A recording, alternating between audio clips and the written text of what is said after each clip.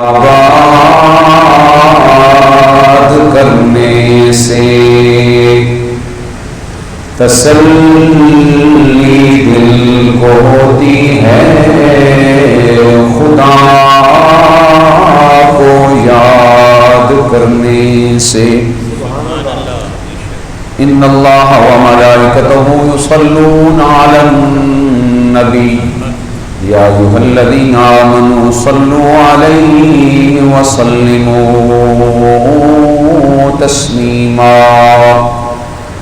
اللہم صل علی سیدنا و مولانا محمد وعلی آل محمد وبارک وسلم وصل علیہ۔ الصلاۃ والسلام علیک یا سیدی یا رسول اللہ، وسلم علیک وعلی آلک واصحابک یا حبیب اللہ۔ اللہ جل جلالہ ومن والہ واتم برہانہ وعظم شانہ کی حمد و ثناء امام الانبیاء فخر الانبیاء حضور زینت کائنات بزم کائنات والی کائنات محسن انسانیت اسوہ عالمیت احمد مجتبیٰ جناب محمد مصطفیٰ علیہ تحیت و ثنا،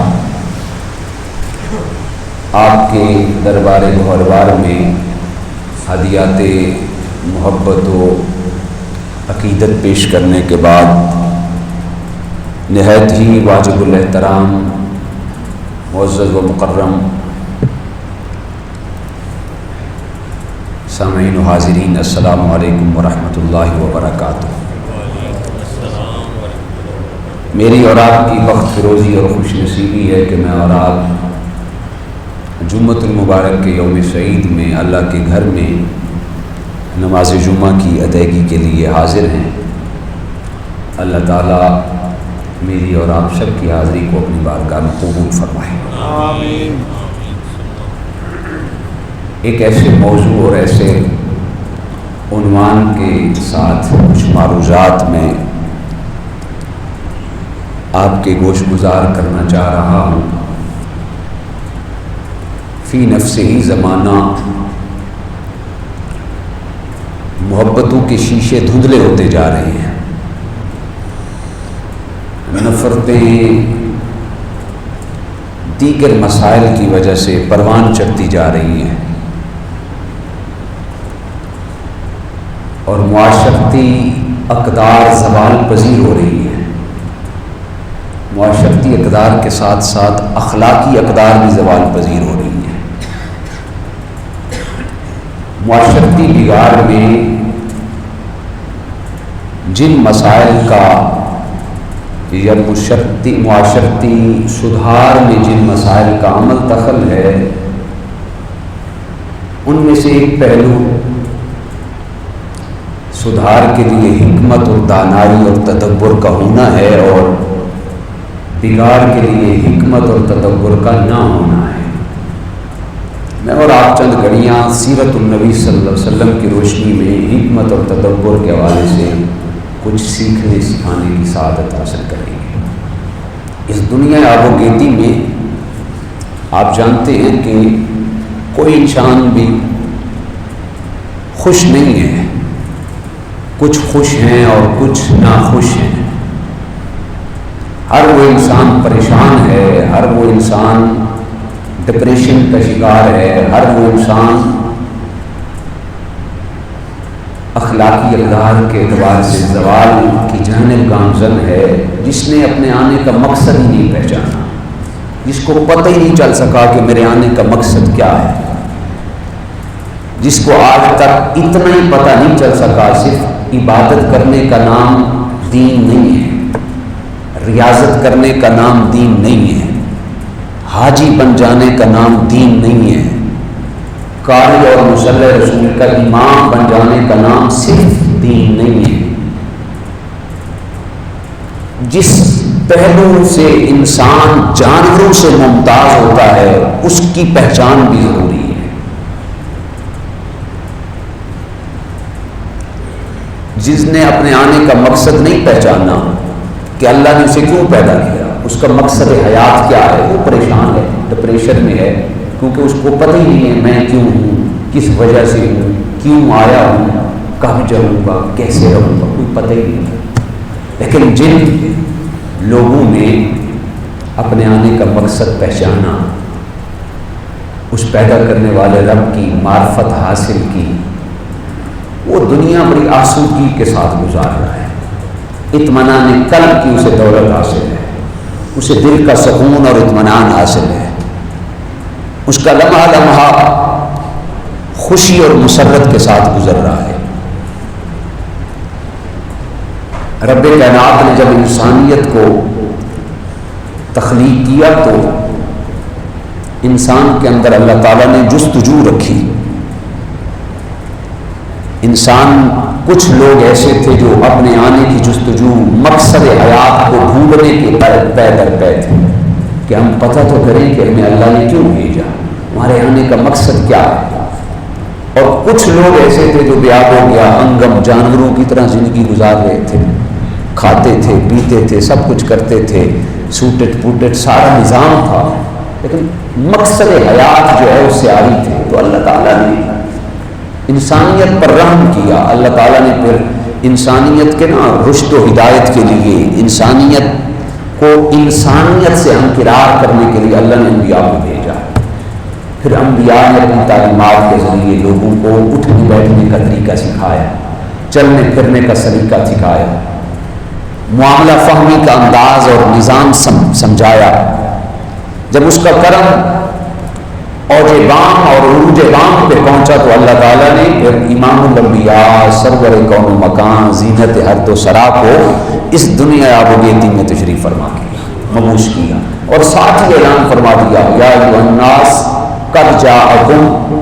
یہ سورہ نساء ہے، پارہ نمبر 6 ہے اور آیت نمبر 174 ہے۔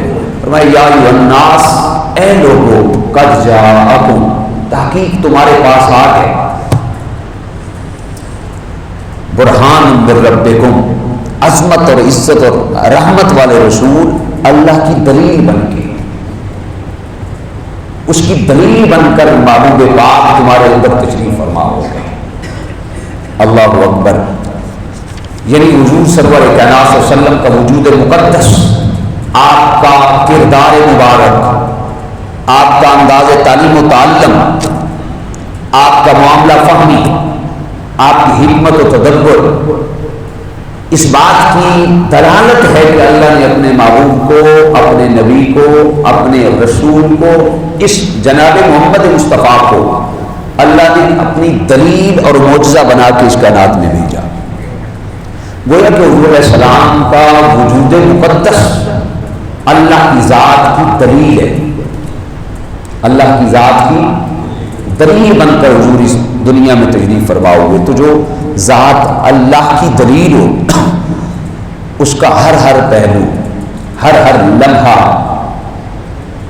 ہر لحظہ انسان کے لیے رول ماڈل ہے، زندگی گزارنے کے لیے، سلیقہ شعار بننے کے لیے، زندگی کو آسودگی سے ہمکنار کرنے کے لیے رسالت پاک صلی اللہ علیہ وسلم کی ذات کو اللہ تعالیٰ نے اپنی دلیل بنا کے اس کائنات میں بھیجا۔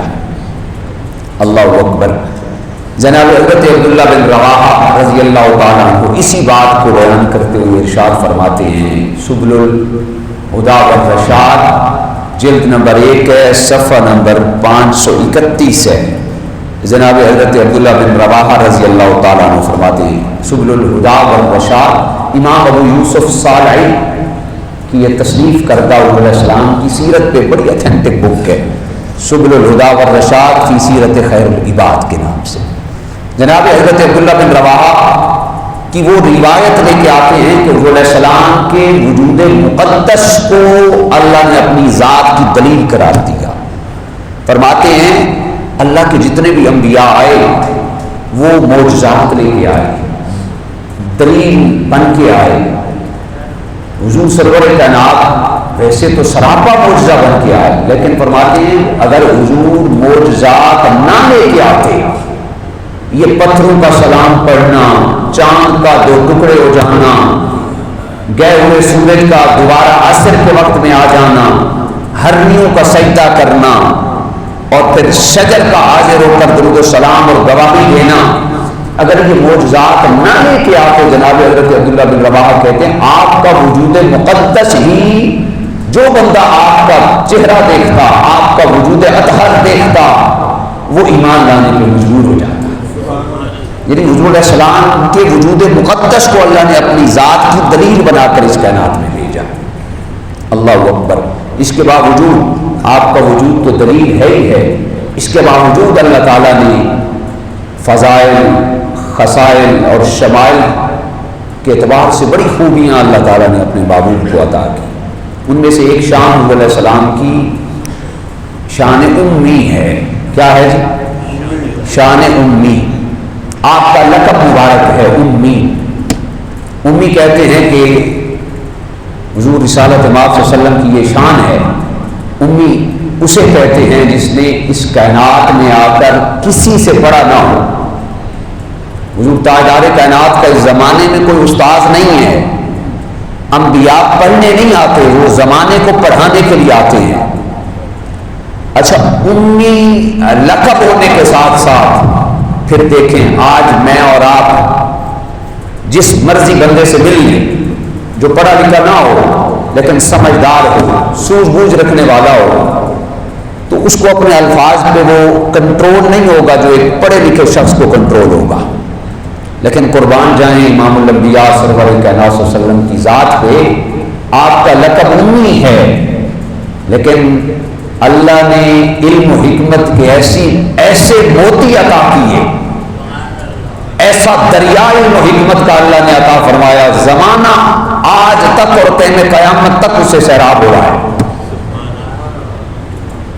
آج تک زمانہ سیراب ہوتا چلا آ رہا ہے۔ فرمایا یعلمہ الکتاب والحکمہ، لقب امی ہے، لیکن اللہ فرماتا ہے یعلمہ الکتاب والحکمہ، یہ محبوب ایسا محبوب ہے، یہ عزت اور عظمت والا رسول ایسا رسول ہے، یہ تمہیں کتاب کی بھی تعلیم دیتا ہے اور حکمت کی بھی تعلیم دیتا ہے۔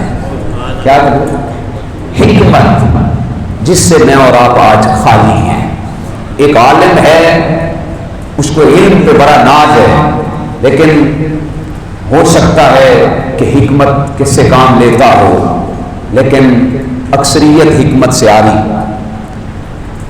ظاہری طور پر بندہ باشعور لگتا ہے، لیکن شعوردار ہونے کے باوجود غیر شعوری۔ اخلاقیات کا سارا درس انسان کے سینے میں ہے، لیکن پریکٹیکل کام زیرو۔ امام الانبیاء سرور کائنات زمانے کو کتاب اور حکمت کا درس دینے کے لیے تجریف فرما ہوئے۔ آپ کی سیرت کے اندر ایک پہلو تھا تدبر، معاملہ فہمی، معاملے کو سمجھنا، کیا بات کہاں پہ کرنی ہے، کیا بات کہاں پہ نہیں کرنی۔ یہ انسان کو سوچ بوجھ خود ہونی چاہیے۔ اگر انسان نے معاملہ فہمی حاصل نہیں کرنی تو انسان اور جانور میں فرق کیا ہے گا؟ انسان کو تو اللہ تعالیٰ نے اس زمانے میں بھیج کر رسالت مآب کی سیرت سامنے رکھ دی، اور حضور کو بھیجا ہی اس لیے تاکہ حضور کی سیرت کو دیکھ کر انسان اپنے عادات و اطوار بہتر کرے۔ انسان کے اندر اگر یہ چیز نہیں ہے تو انسان اور جانور میں کوئی فرق نہیں ہے۔ لیکن حضور تاجدار کائنات صلی اللہ علیہ وسلم کا لقب امی، لیکن آپ حکمت، تدبر، معاملہ فہمی، کیسے بادشاہ اور شاہتاج تھے، زمانہ آج تک آپ کی گواہی دیتا ہے۔ اللہ اکبر۔ حضرت شیخ محقق شاہ عبد الحق محدث دہلوی مدارج النبوہ کے اندر فرماتے ہیں اللہ نے عقل کے 1000 حصے بنائے۔ کتنے؟ 1000 حصے، اور 1000 حصوں میں سے ایک حصہ زمانے کے اندر تقسیم کیا۔ عقل کے 1000 شیخ محقق فرماتے ہیں، یہ شیخ محقق علی الاطلاق ہیں، سب مکاتب فکر کے نزدیک یہ شیخ محقق ہیں، اللہ نے 1000 حصے عقل کے بنائے اور ایک حصہ زمانے میں تقسیم کیا، اور 999 عقل کے حصے اللہ نے محبوب کی ذات کو قربان اور نچھاور فرما دیا۔ اور پھر قرآن کے اندر اعلان فرما دیا، یا ایھا الناس قد جاءکم برہان من ربکم، میرے محبوب اے انسانوں تمہارے لیے رب کی دلیل بن کے آئے، ان کی زندگی کو دیکھو، ان کے صبح شام تمہارے سامنے ہیں، ان کے مطابق اپنی زندگی کو اپناؤ اور ٹھہراؤ۔ دیکھتے ہیں کچھ واقعات میں آپ کے سامنے رکھتا ہوں سیرت کے، جن سے یہ بات روز روشن کی طرح عیاں ہو جائے گی کہ محبوب پاک صلی اللہ علیہ وسلم کس قدر حکمت، دانائی اور تدبر اور معاملہ فہم تھے۔ جب حضور سرور کائنات مدینہ طیبہ تشریف فرما ہوئے، آپ جانتے ہیں ہر شخص کی یہ خواہش تھی، کاش آج امام الانبیاء میرے دولت قدر پہ حاضر ہو جائیں، مہمانی اور میزبانی کا شرف حضور مجھے عطا فرما دیں۔ ہر بندہ اپنے گھروں کو سجا رہا تھا، حضور کی آمد کے ترانے، حضور کی آمد کے استقبال، حضور کی آمد کی خوشی تھی۔ آج سے 1500 سال پہلے بھی خوشی تھی، آج بھی خوشیاں ہیں اعزاز اور مقدر والی کے نزدیک۔ تو ہر بندہ اپنے اپنے گھر سجا رہا ہے، دل کی خواہش یہ ہے کہ آج امام الانبیاء میرے گھر میں رونق افروز ہو۔ لیکن حضور علیہ السلام کس انداز میں معاملہ فہم تھے، تدبر اور حکمت کوٹ کوٹ کر حضور علیہ السلام کے۔ اچھا حضور علیہ السلام نے دیکھا کہ سارے کی خواہش یہ ہے کہ حضور میرے گھر تشریف فرماؤ، اور امام الانبیاء دل توڑنے تو نہیں آئے تھے، کیا دل توڑنے تو نہیں آئے تھے، بلکہ حضور علیہ السلام تو دلوں کو جوڑنے کا سامان کرنے آئے تھے۔ اب ایسا کیا معاملہ اپنایا جائے کہ جس سے ساروں کے دل نہ خوش نہ ہو بلکہ خوش ہو جائیں۔ حضور سرور کائنات نے جب معاملات کو بھانپا تو معاملہ فہم، تدبر اتنا تھا، حضور علیہ السلام نے فرمایا بھائی سب کی خواہش یہ ہے کہ آج میں تمہارا مہمان بن جاؤں، لیکن حضور علیہ السلام نے فرمایا ناقۃ معمورۃ من اللہ، فرمایا میری اونٹنی کو چھوڑ دو، یہ میری اونٹنی اللہ کی جانب سے معمور ہے، یہ میری اونٹنی جانتی ہے، میری سواری جانتی ہے کہ اس نے کہاں جانا ہے۔ یعنی حضور علیہ السلام نے معاملہ فہمی بھانپتے ہوئے، حضور علیہ السلام نے کسی کا دل نہیں دکھایا آج میں فلاں کے گھر جاؤں گا تو فلاں کے گھر نہیں، فرمایا میری اونٹنی جانتی ہے، میری سواری جانتی ہے، میری ناقہ جانتی ہے کہ آج میں نے کہاں جانا ہے۔ اللہ اکبر، یہ وہ حکمت اور دانائی تھی کہ آقا کریم کی کسی محبت کرنے والے نے حضور علیہ السلام کی ذات پہ اعتراض نہیں کیا، بلکہ سب کا قربان ہونے کو دل چاہ رہا تھا۔ کیا کمال فراست اور کیا کمال معاملہ فہمی ہے۔ اونٹنی گئی اور ایک جگہ پہ بیٹھ گئی، حضور علیہ السلام نیچے نہیں اترے، تھوڑی دیر کے بعد اونٹنی اٹھ کے پھر دوبارہ اس نے سفر شروع کیا، اور چلتے چلتے جناب حضور علیہ السلام نے اونٹنی کی مہار کو چھوڑ دیا، فرمایا اونٹنی جانتی ہے آج رات کے اندھیرے میں بیٹھ کر تھکاوٹ سے دوچار ہو کے قلمدان ہاتھ میں سما کر پتہ نہیں 1500 سال کے بعد یہ مورخ کو کیسی تاریخ اور کیسی تحقیق آئی جو لکھ دیا کہ آپ کچھ نہیں جانتے، حضور تو فرما رہے ہیں میری اونٹنی جانتی ہے۔ جس کی سواری کو اتنا علم ہو اس سواری کے سوار کو اتنا علم ہو۔ تو حضور علیہ السلام کی اونٹنی حضور نے مہار ہی چھوڑ دی، اونٹنی چلتے چلتے جناب حضرت ابو ایوب انصاری کے گھر پہ جا کے بیٹھ گئے۔ اللہ اکبر، یہ وہ معاملہ تھا، یہ وہ معاملہ فہمی اور فراست اور حکمت تھی جس سے عرب کے بدو لوگوں کو حضور علیہ السلام کی ذات کا گرویدہ بنا دیا۔ آج ہمارے پاس علم ہے لیکن حکمت عملی نہیں ہے، آج ہمارے پاس شعور ہے لیکن ناقص حکمت عملی ہے، آج ہمارے پاس اپنی ذات کے لیے تو سب کچھ ہے لیکن دوسروں کی ذات کے لیے ہمارے پاس نہ حکمت ہے، نہ معاملہ فہمی ہے، نہ قلبی فراست ہے، نہ ذہنی فراست ہے، نہ نظری فراست ہے۔ مولانا روم رحمۃ اللہ، میں اس بات کو پختہ کرنے کے لیے مولانا روم کا ایک واقعہ جو انہوں نے مثنوی کے اندر کوٹ کیا یہاں پہ کوٹ کر دینا چاہتا ہوں۔ ایک بادشاہ تھا، اس نے خواب میں دیکھا کہ حکمت کی کتنی ضرورت ہوتی ہے، ہر بات ہر جگہ پہ مناسب نہیں ہوتی۔ بندے کو بھانکنا چاہیے، بندے کے اندر یہ ایبلٹی ہونی چاہیے، اس کے اندر یہ کانفیڈنس ہونا چاہیے کہ میں نے کون سی بات کہاں پہ کرنی ہے۔ بادشاہ نے خواب دیکھا، میرے سارے دانت ٹوٹ گئے۔ مولانا روم مثنوی کے اندر لکھتے ہیں اس نے معبرین کو بلایا، ایک معبر نے آ کے تعبیر کی کہ اے بادشاہ، آپ کی زندگی میں اس خواب کی تعبیر یہ ہے کہ آپ کی زندگی میں آپ کے سارے رشتہ دار مر جائیں گے، فوت ہو جائیں گے۔ آپ کی زندگی میں آپ کے سارے رشتہ دار فوت ہو جائیں گے۔ مولانا روم فرماتے ہیں بادشاہ کو بڑا غصہ آیا تو بادشاہ نے اس شخص کو قتل کروا دیا۔ پھر بادشاہ نے اور معبر کو بلایا، معبر نے آ کر بتایا بادشاہ تمہیں مبارک ہو، تمہارے خواب کی تعبیر یہ ہے کہ تمہارے سارے خاندان میں اللہ سب سے بڑی عمر تجھے عطا فرمائے گا، سب سے بڑی زندگی، سب سے لمبی عمر اللہ تجھے عطا فرمائے گا۔ اب دیکھیں تدبر اور حکمت عملی، بات دونوں نے صحیح کی۔ پہلے نے کہا کہ تمہاری زندگی میں سارے آپ کے رشتہ دار فوت ہو جائیں گے، یعنی تو سب سے آخر میں جائے گا، تیری عمر لمبی ہوگی۔ بات اس نے بھی ٹھیک کی، سارے لوگ فوت ہو جائیں گے، تو لیکن حکمت سے عاری تھا۔ جو دوسرا معبر بادشاہ نے بلایا وہ دانا تھا، اس نے کہا کہ بادشاہ تجھے مبارک ہو، اللہ تمہارے سارے خاندان میں سب سے لمبی عمر تجھے دے گا۔ مطلب اس کا بھی یہی تھا سارے چلے جائیں گے، تو پھر بھی موجود ہوگا۔ لیکن دیکھیں حکمت یہاں پہ کیسی کام کر گئی، دانائی نے کتنا کام کیا، تدبر نے، معاملہ فہمی نے کتنا کام کیا۔ تو میں اور آپ عقل ہمارے پاس ہے لیکن ہم عقل کو استعمال نہیں کرتے، معاملہ فہمی نہیں ہے۔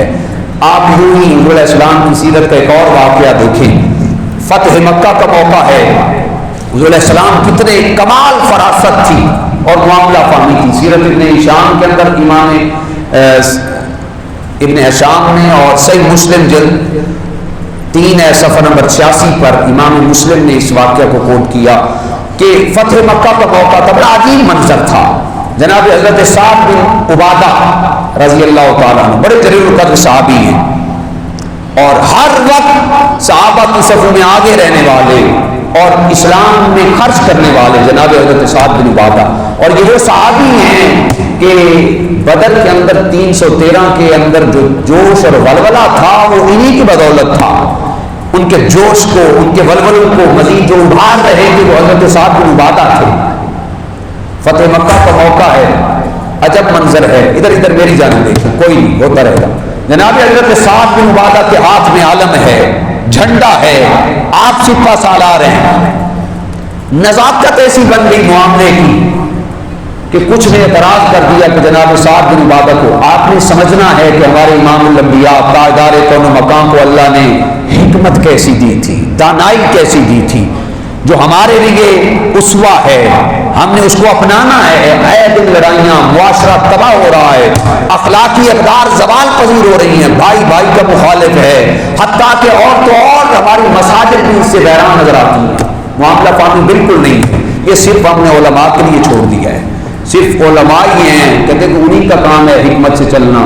200 بندے ہیں، وہی ایک دین کا خادم اور عالم ہے جو 200 بندوں کو کور کر رہا ہے اپنی حکمت سے، تدبر سے، لیکن ہر بندے کا اپنا مزاج ہے، کوئی سمجھنے کے لیے تیار نہیں۔ حضور علیہ السلام کو اللہ نے کتنی فہم اور فراست دی، حضرت سعد بن عبادہ وجہ بھی کوئی نہیں، لوگوں نے اعتراض کر دیا کہ آپ سے سپہ سالاری واپس لی جائے، جھنڈا واپس لیا جائے۔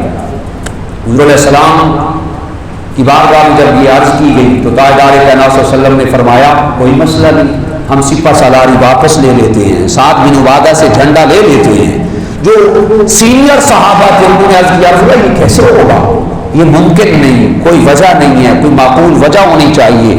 سعد بن عبادہ کا دل کے دکھ جائے گا، آپ جب جھنڈا واپس لیں گے۔ حضور علیہ السلام نے فرمایا نہیں، کچھ بھی نہیں ہوگا، میں سعد سے جھنڈا واپس لیتا ہوں۔ اللہ نے امی نبی کو کیسی حکمت، کیسی دانائی عطا فرمائی تھی۔ جناب حضرت سعد بن عبادہ کو حضور نے بلایا، بلا کے فرمایا سعد آج کے بعد تم سپہ سالار نہیں ہو، یہ جھنڈا واپس کر دو۔ جناب حضرت سعد بن عبادہ بوجھل دل کے ساتھ، دل میں یہ خیال آیا میرے کو وہ کوئی وجہ نہیں ہے، کوئی مسئلہ پیش نہیں ہوا، لیکن حکم تھا تو آپ نے وہ جھنڈا فتح مکہ کے موقع پر تاجدار کائنات کے ہاتھوں میں تھما دیا۔ اللہ اکبر، صحابہ کرام یہ منظر دیکھ رہے ہیں، قربان جائیں امام الانبیاء کی حکمت اور دانائی اور فراست پر۔ قریب ہی جناب حضرت سعد بن عبادہ کے بیٹے کھڑے تھے جو نوجوان تھے، حضور نے سعد کے ہاتھوں سے جھنڈا لے کر حضرت سعد بن عبادہ کے بیٹے کے ہاتھوں میں تھما دیا۔ فرمایا اے سعد بن عبادہ، یہ جھنڈا تم واپس کرو اور یہ جھنڈا میں نے تمہارے بیٹے کو دے دیا ہے۔ میں آپ سے پوچھنا چاہتا ہوں، آج کے اس دور میں والد کی سب سے بڑی خوشی اور معراج کی انتہا یہی ہوتی ہے کہ جب وہ اپنے بیٹے کو اپنی مسند پہ بیٹھا دیکھتا ہے۔ اس وقت جناب سعد بن عبادہ کا قد میرا خیال ہے 10 فٹ تک اونچا ہو گیا ہوگا کہ مجھے اس وقت اتنی خوشی نہیں تھی، مجھے اپنے سپہ سالار بننے کی اتنی خوشی نہیں تھی۔ یا رسول اللہ، آپ نے کمال کیا ہے، میری زندگی میں میرے بیٹے کو اس مسند سے فیضیاب فرما دیا ہے۔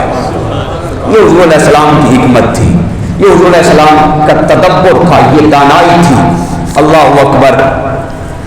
اسی طرح حضور علیہ السلام کی زندگی کا ایک اور واقعہ آپ کے سامنے رکھنا چاہتا ہوں۔ جب حضور علیہ السلام نے ابھی اعلان نبوت نہیں کیا تھا، قریش نے خانہ کعبہ کو تعمیر کیا۔ جب خانہ کعبہ مکمل ہو گیا تو اختلاف پیدا ہو گیا۔ یہ آپ جانتے ہیں، یہ واقعہ سن رکھا ہے، لیکن حضور علیہ السلام کی حکمت، دانائی اور تدبر کو دیکھیں۔ اختلاف پیدا ہو گیا۔ اچھا، وہاں پہ اختلاف بڑا ہوتا تھا، قریش کے اندر چھوٹی چھوٹی باتوں پہ اختلاف، قبیلوں کے قبیلے دشمنی، سالہ سال دشمنی چلتی رہتی۔ اس بات پہ بھی اختلاف پیدا ہو جاتا، ہمارے کنویں سے تمہارے جانور نے پانی کیوں پیا، ہمارے درخت کے سائے میں تمہارے جانور کیوں بیٹھے۔ یہ چھوٹی چھوٹی باتوں پہ اختلاف پیدا ہوتا اور جنگوں تک چلا جاتا۔ قریش نے خانہ کعبہ تعمیر کر لیا، اختلاف پیدا ہو گیا کہ حجر اسود کو نصب کون کرے گا۔ ہر قبیلے کی خواہش، حجر اسود یہ وہ عظیم الشان پتھر ہے جو جنتی پتھر ہے، طواف شروع بھی اسی سے ہوتا ہے، طواف ختم بھی اسی پہ ہوتا ہے۔ ایسے ہے نا جی، ایسے ہے۔ ہر قبیلے کے اندر اختلاف پیدا ہو گیا۔ ہر قبیلہ، جس طرح آج کل ہمارے ہاں تختی لگانے کا اختلاف پیدا ہوتا ہے، ہر گورنمنٹ منصوبہ ایک ہی ہوتا ہے نا، ایسے منصوبہ ایک ہی ہوتا ہے۔ ہر بندے کی خواہش ہوتی ہے تختی میرے نام کی لگنی چاہیے، اور پھر تختیوں کے نام پہ پتہ نہیں کیا سے کیا سیاستیں کی جاتی ہیں۔ اور اس وقت بھی یہی ہوا، ہر قبیلے کی خواہش کے حجر اسود کو ہم نصب کریں تاکہ قیامت تک یہ اعزاز ہمارے حصے اور ہمارے کھاتے میں ہونا چاہیے۔ حتیٰ کہ قبیلہ عبدالدار تھا ایک، اس نے تو پوری تیاری کر لی تھی، نوجوانوں کو اکٹھا کر لیا تھا، تلواریں اکٹھی کر لی تھی، اور ایک پیالے کے اندر خون جمع کر کے ہاتھ رکھ کے، خون پہ ہاتھ رکھ کے انہوں نے قسمیں اٹھا لی تھی، ماریں گے یا مر جائیں گے لیکن حجر اسود کو ہم ہی نصب کریں گے۔ اللہ اکبر۔ اس میں سے ایک عقل مند اور دانا آدمی تھا، عقل مند تھا، اس کا نام تھا جی ابو امیہ بن مغیرہ۔ اس نے کہا بھائی ایسے لڑنے جھگڑنے سے کچھ حاصل نہیں ہونا۔ اس نے کہا آپس میں نہ لڑو، ایسا کرتے ہیں اب سارے گھروں کو چلے جاؤ، صبح جو سب سے پہلے حدود حرم میں داخل ہوگا جو وہ فیصلہ کرے گا ہم اس کو قبول کر لیں گے، جو بھی وہ فیصلہ کرے گا قبول کر لیں گے۔ ساری رات لوگ اپنے وہم و گمان میں کہ ہم نصب کریں گے، ہم نصب کریں گے، اپنے اپنے معاملات میں اللہ اکبر، اللہ کی عزت کی کرنی ایسی ہوئی۔ جب صبح ہوئی تو سب سے پہلے جو ذات، جو شخصیت، جو ہادی برحق، مرسل برحق حدود حرم میں تشریف فرما ہوئے وہ امام الانبیاء سرور کون و مکان تھے۔ سب سے پہلے حضور حدود حرم میں آئے۔ جب صبح کا سپیدہ طلوع ہوا حضور سب سے پہلے آئے، قبیلے کے لوگ مختلف قبیلوں کے اکٹھے ہو گئے۔ جب سب سے پہلے لوگوں نے امام الانبیاء کو دیکھا تو سارے پکار اٹھے، محمد تو صادق بھی ہیں، محمد امین بھی ہیں، ہم ان کا فیصلہ ضرور قبول کریں گے، ہمیں ان کا فیصلہ قبول ہے۔ وہ سارے برملا پکار اٹھے، اسیر دشمن کی چاہ میں بھی، مخالفوں کی نگاہ میں بھی، امی بھی ہے، صادق ہے، معتبر ہے، میرا پیغمبر عظیم تر ہے، میرا پیغمبر عظیم تر ہے۔ وہ سارے کہنے لگے محمد تو صادق بھی ہے، محمد تو امین بھی ہے، یہ جو فیصلہ کریں گے ہم قبول کریں گے۔ اللہ اکبر۔ حضور علیہ السلام اب سب کی نظریں امام الانبیاء کے چہرے پہ۔ بات یہ طے ہو چکی تھی کہ محمد بن عبداللہ جو فیصلہ کریں گے ہم فیصلہ قبول کر لیں گے. حضور چاہتے تو فرما دیتے فلاں قبیلہ نسب کر لے، فلاں قبیلہ نسب کر لے، لیکن قربان جائیں امی نبی اور یعلمہم الکتاب والحکمہ. کیا حکمت تھی، کیا دانائی تھی، کیا معاملہ فہمی اور فہم و فراست. اللہ اکبر. اب سب کی نظریں تاجدار کائنات کے چہرے پہ تھی. یہ پاس اور فیل ہونے کا معاملہ نہیں تھا، فرسٹ اور سیکنڈ ہونے کا معاملہ تھا کہ پتہ نہیں کون کس کے دن میں کس کے اعزاز میں یہ خاکہ آتا ہے، اور محمد بن عبداللہ کس کو یہ توفیق دیتے ہیں اور یہ اعزاز دیتے ہیں کہ وہ حجر اسود نصب کرے. اور دل ہی دل میں صاف ظاہر ہے اگر ایک کو کہہ دیتے تو دوسرے کے دل میں یہ تو طے تھا کہ فیصلہ تو قبول کرنا ہے، لیکن دل میں خیال تو آتا کہ اگر ہمارا کہہ دیتے تو کیا ہوتا، ہمارا کہہ دیتے اس کو کہہ دیا، لیکن دل میں خیال آیا. خیال تو آتا ہی آتا، تبھی میدان ہے، طبیعتوں کی یہ فطرت تھی.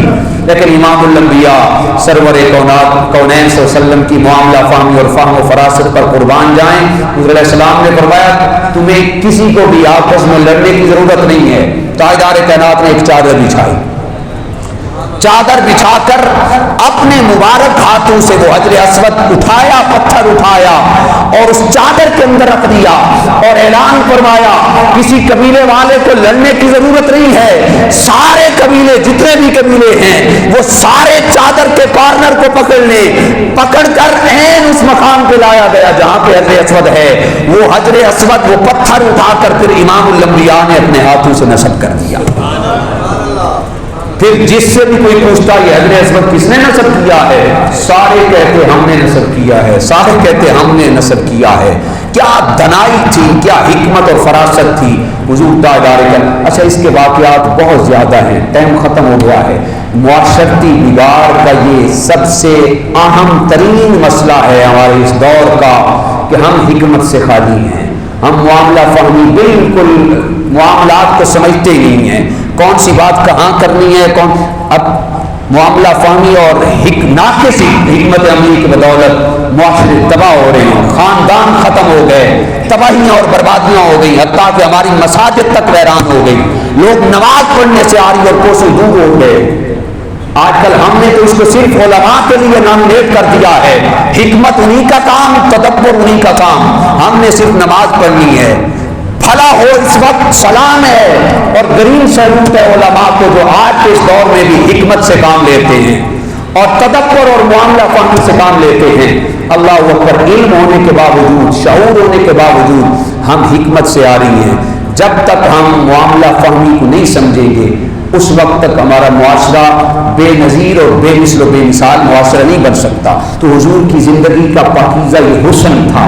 تاجدار کائنات صلی اللہ علیہ وسلم کو اللہ نے معاملہ فہم بنایا. تاجدار کائنات صلی اللہ علیہ وسلم کو اللہ تعالیٰ نے ماحول کی نزاکت بھانپنے کا علم عطا کیا تھا. تیرے آگے یوں ہیں دبے لچے، تیرے آگے یوں ہیں دبے لچے، فصحاء عرب کے بڑے بڑے، نہ جانے منہ میں زبان ہی نہیں بلکہ جسم میں جانے.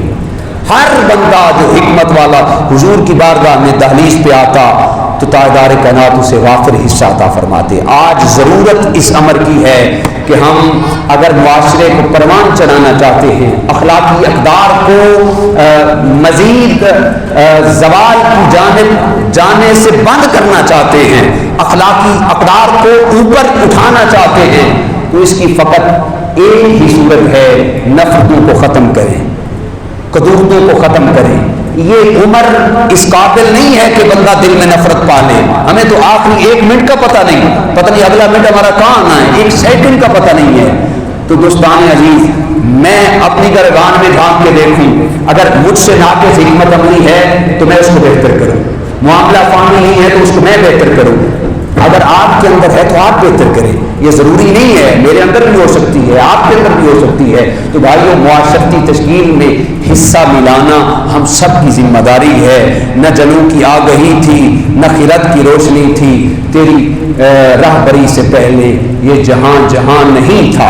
حضور آئے تو ہمیں جہان مل گیا، حضور آئے تو ہمیں راہبری، اس کائنات کی راہبری مل گئی. حضور علیہ السلام کی نالین پاک کے تصدق سے یہ معاشرہ پہلے ہی بے مثل و بے مثال تھا. آج جو زوال کی جانب گامزن ہے اس کو ہم روک سکتے ہیں، فقط اس کا مرحلہ یہی ہے کہ ہم اپنی اٹیچمنٹ کا یار کردار کے ساتھ مضبوط کر دیں گے. اسلام اچھا ایس ایچ او صاحب نے اچھا بلا لیں کہاں پہ لے. یہ ہمارے گرین ٹاؤن تھانہ کے جو ایس ایچ او صاحب ہیں، یہ بھی معاشرتی تشکیل کا حصہ ہے. کوئی ضروری نہیں ہے آپ پریشان نہ ہوں، 5 منٹ اوپر نیچے ہوتے رہتے ہیں. یہ ایک معاشرے کی بہتری کے لیے یہ ہونا چاہیے. وہ کہتے ہیں کہ یہاں پہ 1-2 مسائل جو ہیں آپ کے سنیں گے، کچھ آپ کو سنائیں گے، 2-3-4-5 منٹ کے اندر وہ اپنی بات کو مکمل کریں گے. میں اس موقع پر جو ہمارے ایس ایچ او صاحب تشریف فرما ہو رہے ہیں، ان کو یہاں پہ مسجد میں آ کر لوگوں کی خدمت کا کام کرنے پر تبریک و تحسین بھی پیش کرتا ہوں اور ان کو ویلکم بھی کرتا ہوں. محترم المقام ایس ایچ او صاحب ہمارے جو ہیں خرم صاحب تشریف فرما. وعلیکم السلام.